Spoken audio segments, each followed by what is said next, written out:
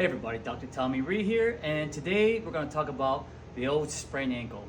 So the ankle, the attachment between the foot and the shin, we always hear that I rolled my ankle, or playing basketball, or something that we do that has that rolling sensation of the foot, and then you feel that pain on top of the ankle component, right?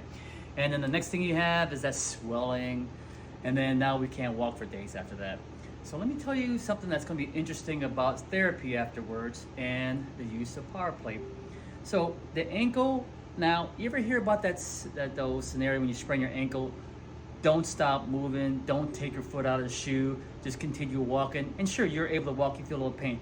It's the minute you stop walking and then you take your foot out of the shoe and the swelling comes in and now the pain increases. Well, that's the majority of the issue, is the swelling. So how do you get the swelling out? When we stand up all day, because we're fighting against gravity and that swelling is located down below. So you've got to excite the tissue. You've got to really increase the vasodilation of the vessels to get the inflammation out of there and all that metabolic waste out of there. So then you can have a decrease of swelling, and then you'll start getting back to normal function and your pain decreases. What I use? Power plate. So in my routine, the first thing I want to do after spraining goes make sure that they don't have a bad rupture, right? So you'll get it diagnosed, or on your own, you can move your ankle, you have a little bit of movement and you feel that you're okay. The next thing I want to do is do some simple like sit and share, and do some like simple like ankle raises, like the up and down. They call it dorsiflexion and plantar flexion, up and down, right? Once you get to that motion, the hard part is weight bearing. That's where you have the problem. Get on power plate. Get on power plate and get to a low setting. When you get to low setting, start off with two legs, and you just stand there for a second. Then when you're ready, I got a low setting and we're gonna go.